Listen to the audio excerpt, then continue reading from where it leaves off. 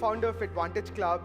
Prior to starting this and committing last 10 years of my life to the HR world and trying to make workplaces happier, I am an AI engineer by background.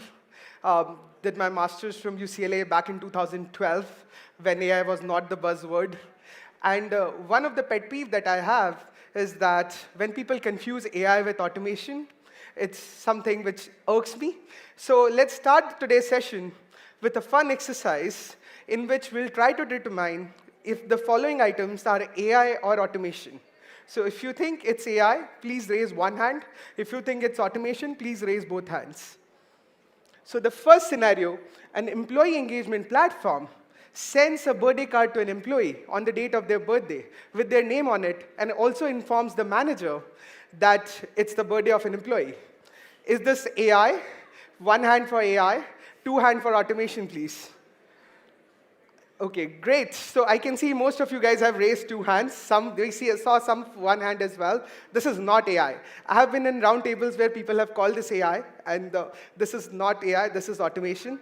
This can be AI if your greeting cards are very personalized. They're not in standard template or fixed template. They get maybe accumulate all the things that people have said about them, maybe the heat map or something like that. Second one, platform reminds an employee of another person's birthday depending on their past interaction.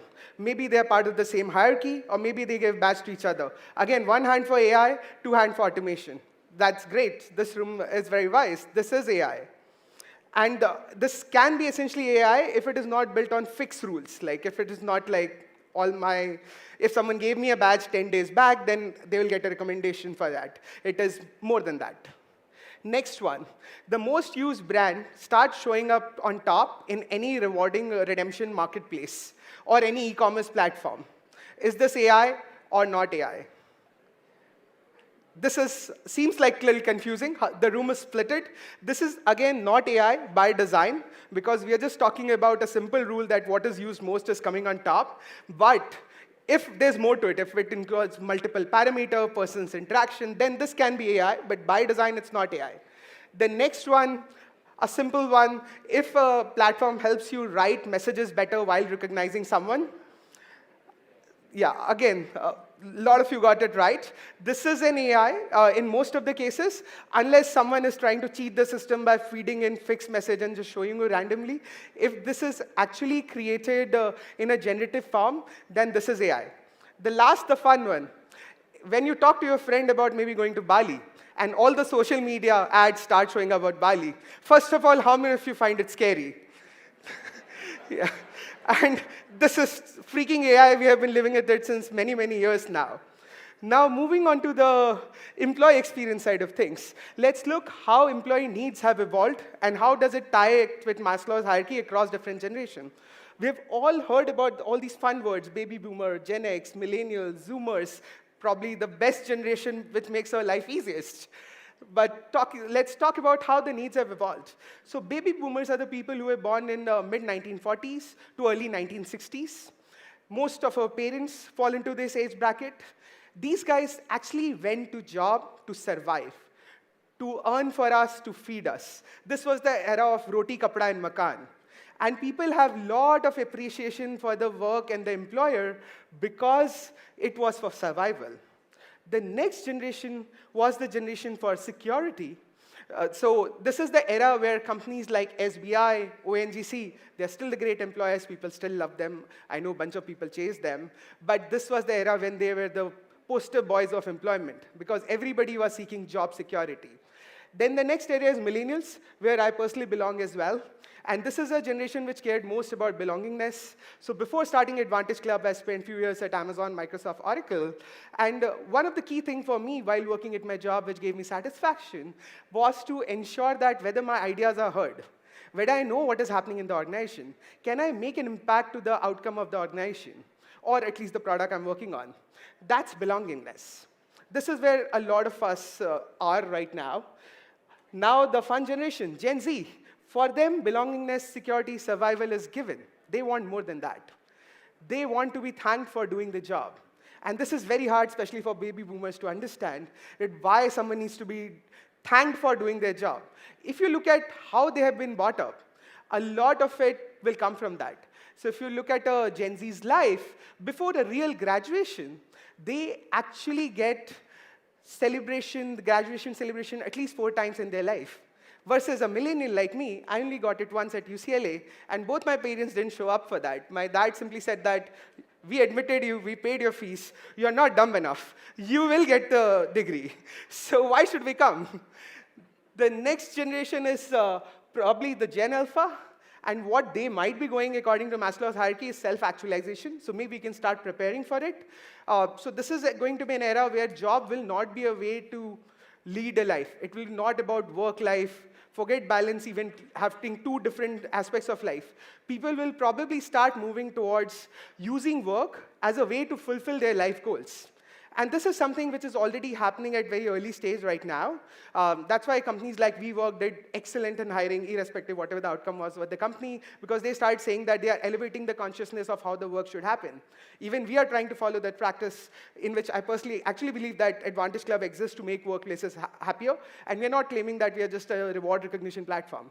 So this is going to be the future, but till the time this becomes 100% of a reality, which will be incredibly hard, I guess, for all of us to deal with, probably we can live with giving awards and recognitions. Now, moving on to rewards and recognition, as we have all established, this is an important pillar for the success, and especially for Gen Zs. Let's look at what are different types of rewards, recognition, total rewards program which exist. So first is culture-based awards. This is the most popular form of recognition. This is what the classical R&R is also associated with. Second is performance-based recognition. I'm sure there cannot be a company which does not do this, because this also includes things like sales incentive. When people hit their numbers, you have to reward them, especially in sales team. Third is flexible benefits. A lot of you guys run wellness programs, give travel experiences, particular gifts during LSA. Some of it fall into flexible benefit case. And fourth is moments that matter. So first, let me talk about how do you frame a good culture-based recognition solution. So it first starts with policy. So when we talk about recognition policy, we get asked a lot of questions around it. So let me demystify some of those for you guys. So the first question we typically get is, what should be the budget for recognition? The general thumb rule in the industry, or irrespective of whichever industry you are in, is 2 to 5% of total salary is considered to be a good recognition budget. And if you are talking about people who are in the early stage of career, then we are talking about 4% of their salary as an ideal budget. If we are talking about senior folks, then 2% can be good enough. One other question that we usually get asked, how many people should be recognized in a year? According to the data, most successful recognition program award 35 to 60% of the population from paid rewards, depending on how exclusive you want to make it. If you also add non-monetary to it, the peer-to-peer appreciation leg, then people would recognize 55 to 75% of the organization. If you're recognizing less than 35% of the population, then probably you're not impacting enough number of people. And if you end up recognizing 90% people, then kind of diluting the value of the award as well. So that is the basic thumb rule is what we have observed. To each its own, but we have seen this to be consistent across almost 1,000 companies that we work with. The second important part of recognition is real time. This is also something very specific to the new world we are living in. And not only Gen Zs, but all of us are now living in a world where we get groceries in 10 minutes. So how can our recognition wait for 9 months or 10 months for our appraisals to happen? And appraisals are anyways a complicated process, because the focus is more on the increment number, the rating, and not really the recognition. The third is personalization. Not only the why you are giving the recognition, but the way you are giving recognition should be personalized. So when you're giving a recognition to someone, it's very important to talk good things about them, why they are getting recognized, what's the impact they are making, and assure them that they are part of the future plans. And the last is the social recognition. I always tell all my team leads, and a lot of them are first-time team leads, recognize in public and criticize in private. This is very, very critical, because when you recognize in public, you are actually magnifying the impact of that recognition, because you're telling in front of those people with whom they spend a lot of time in. But when you're doing criticism in public, then people get more defensive, they look at more as an insult than really a learning opportunity. Now, moving on to the performance-based recognition. This is, again, something which is very common. But what has astonished me in last 1 year is that even things like sales incentive are still manual in organization. And if you go and talk to an average salesperson, they won't really know the amount of incentive they are going to make. I've also met employees who don't know how the incentives are actually calculated even at the end of the quarter, end of the year. They just get paid a number. They don't know how to do it. So if someone doesn't know on live basis when the period is on, how do you expect them to really hit the number or go beyond? So a lot of it is just going by luck and skill of people. This can be solved in today's digital era. There are platforms, including ours, which can help you digitize the entire sales incentive calculation, make it live for the people, and you can go even one step ahead and start sending them nudges that you're about to hit 90%. You do 10% more and you get X much more money. You can gamify the engagement, make a leaderboard out of it. Moving on to the flexible benefits, a lot of companies here have things like wellness budget, travel experience budget, and one of the most obvious way of doing a wellness budget is to maybe give a doctor consultation or gym membership to employees. How many of you have given doctor consultation to your employees? How many of you have seen more than 50% of people actually utilize it? Wow, okay, that number is astonishingly low versus what number of people have given. So if you look at this world, you are actually paying for all the employees. So that entire loss is borne by the company.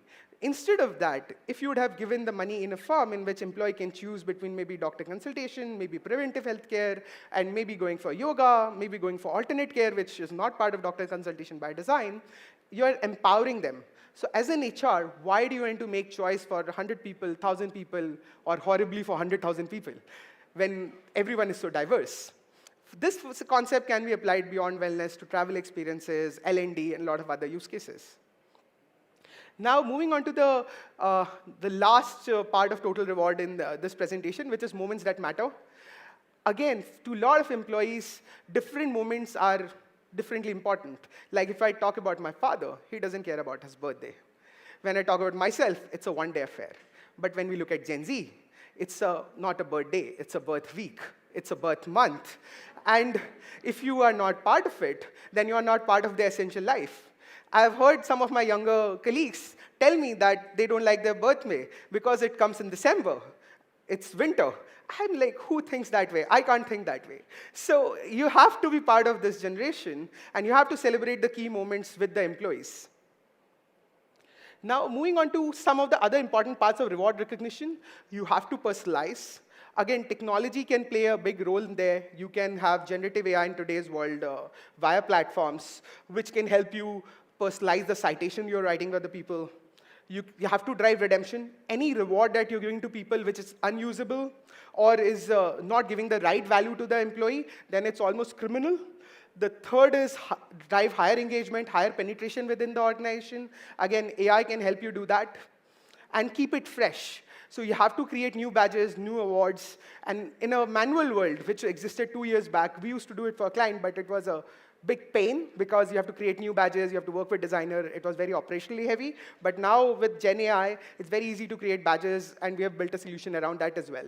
So please allow me a minute to introduce one of our AI tool, ADVA, which will just cover these 4 things.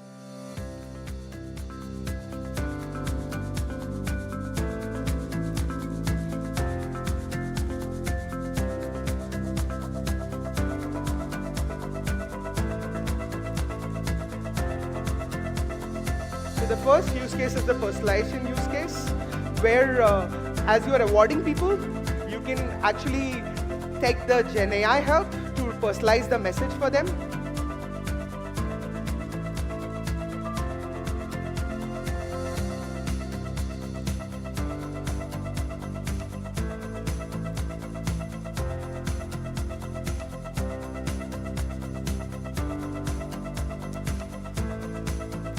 The second one is a reminder tool, which will, depending on your interactions, will remind people that you can do different things on the platform and it will not be crowded. So it's a machine learning algorithm which will help you personalize the use cases.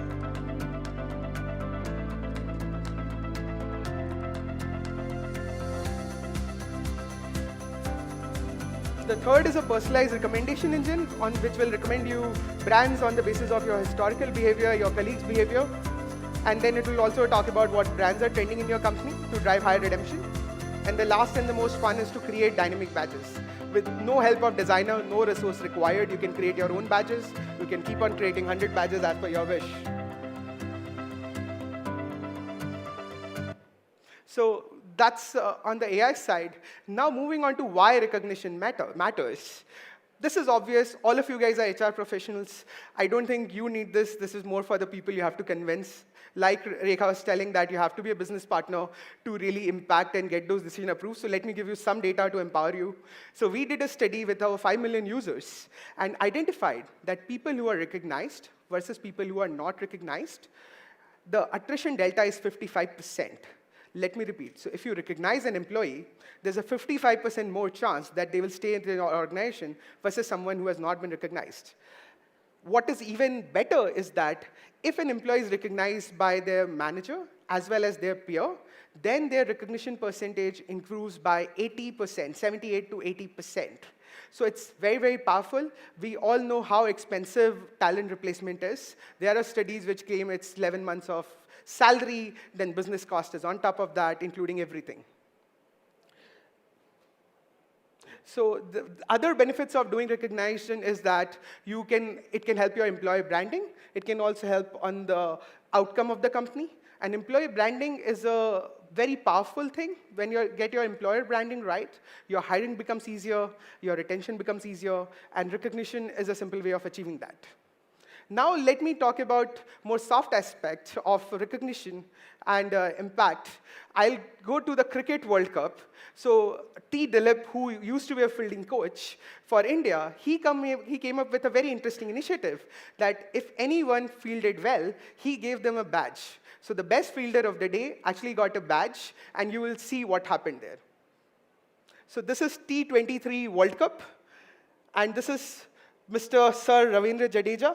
He just did a catch. You can see the action he's making to Mr. T. Dilip that he wants the badge.